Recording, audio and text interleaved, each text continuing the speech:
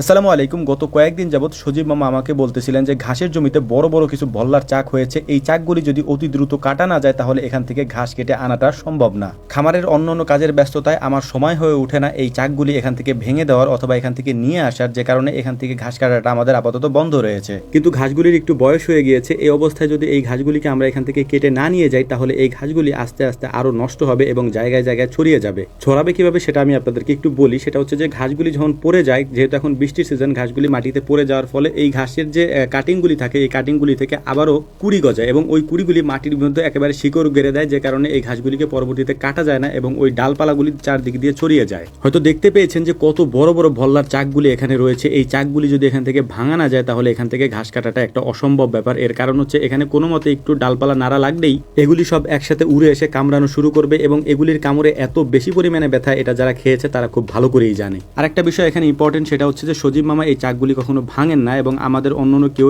এগুলি তেমন ভাঙে না। আব্বাকে বললে সেও আসে না। বিশেষ করে হচ্ছে যে এগুলি একটু সাহসের ব্যাপার। এর কারণ হচ্ছে যে এই মাছিগুলি যদি একেবারে কাছ থেকে আপনি না পোড়াতে পারেন অথবা যদি এগুলিকে না সরিয়ে দিতে পারেন তাহলে কামড়ে একেবারে অজ্ঞান করে ফেলবে, এতে কোনো ভুল নাই। আমাদের খামারের পাশে যে কলপাটটা রয়েছে এই কলপারেও বড় একটা চাক হয়েছিল, সেই চাকটাকেও আমরা এখান থেকে নিয়ে নিয়েছি। এখন এই চাক দিয়ে আমরা কি করব সেগুলি আপনাদেরকে দেখাচ্ছি। এই ভল্লার চাকগুলির মধ্যে যে ডিম বা বাচ্চাগুলি থাকে এগুলি দিয়ে মূলত আমাদের এদিকে মাছ ধরা হয়, অর্থাৎ এগুলি মাছের খাবার হিসেবে ব্যবহার করা হয় বা টোপ হিসেবে ব্যবহার করা হয়। আমরা মূলত মাছ ধরবো না, এই টোপগুলোকে আমরা পানির মধ্যে দিয়ে দেবো, অর্থাৎ মাছের খাবার হিসেবে এগুলিকে ব্যবহার করার জন্য আমরা পানিতে দিয়ে দেবো। কিন্তু তার আগে মাছ ধরার জন্য আমরা ট্রাই করতেছিলাম, তো দেখলাম যে কয়েকটা মাছ এখানে বেঁধেছিল, তার মধ্যে বড় সাইজের একটা রুই মাছ ছিল, এর পাশাপাশি একটা শোল মাছও আমরা ধরতে পেরেছিলাম আলহামদুলিল্লাহ। তো এই কাজগুলি করার পর আমাদের আজকে মূল কাজই ছিল হচ্ছে আমাদের পুকুর থেকে নৌকা তোলা, কারণ নৌকাটাকে আলকাতরা দিতে হবে।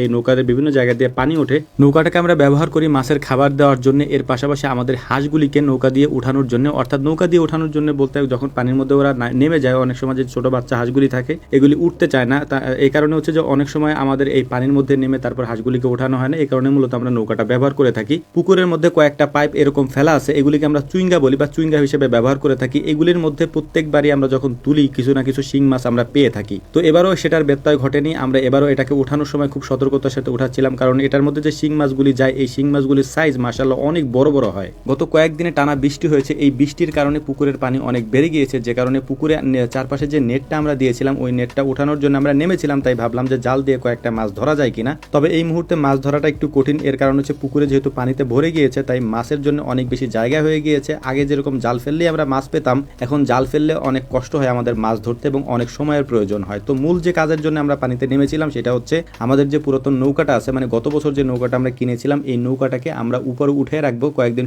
শুকাতে দিব রোদ্রে, তারপর এখান থেকে শুকিয়ে গেলে এই নৌকাটাকে আমরা আলকাতরা দিব এবং আলকাতরা দিয়ে যাতে করে আলকাতরা দেওয়া হয় হচ্ছে মূলত যাতে এই নৌকার মধ্যে পানি না ঢোকে। নৌকাটাকে টেনে আমাদের পাড়ির উপরে আমরা উঠিয়ে রাখবো কয়েকদিন পর্যন্ত, এটাকে রোদ্রে শুকাবো পরিপূর্ণভাবে। এটা শুকিয়ে গেলে তারপর এটার মধ্যে আমরা আলকাতরা এনে তারপর পুটিং বলি আমরা, এই পুটিংগুলি দিয়ে সুন্দর মতো তারপর এগুলোকে আমরা রোদ্রে আরো কিছুদিন শুকাতে দিব। পরিপূর্ণ শুকিয়ে গেলে তারপরেই আমরা পরবর্তীতে এটাকে পানিতে নামাবো, তখন আর এটার মধ্যে দিয়ে পানি ঢুকবে না। তো আলহামদুলিল্লাহ এই কাজটা কমপ্লিট করার পর আমাদের আরেকটা কাজ আছে, সেটা হচ্ছে যে পুকুরে যেহেতু পানি বেড়ে গিয়েছে এখন মূলত এই পুকুরের মধ্যে নেটটা দেওয়ার আমাদের কোনো প্রয়োজন নাই, কারণ হাঁস এখন যদি পুকুরে নামেও তাতে আর পুকুরের পারে তেমন একটা সমস্যা হবে না ইনশাল্লাহ। তাই আমরা পুকুরে দেওয়া নেটটাকে আমরা তুলে ফেলছিলাম। গতকালকে আমরা ভিডিও দিতে পারিনি, গতকাল ঢাকায় যে ঘটনা ঘটেছে এটাতে আমরা বেশ মর্মাহত। আমরা যারা মারা গিয়েছে তাদের জন্য দোয়া করি, নাওয়াল্লাহু মারকাদাহু ওয়া জাআলাল জান্নাতা মাসওয়াহু। যারা অসুস্থ আছেন আল্লাহ তাআলা তাদের হায়াতকে বাড়িয়ে দিন, আতালাল্লাহু উমরুহু ওয়া বারাকাল্লাহু ফি হায়াতি। আপনারাও আমাদের জন্য দোয়া করবেন। আসসালামু আলাইকুম ওয়া রাহমাতুল্লাহ।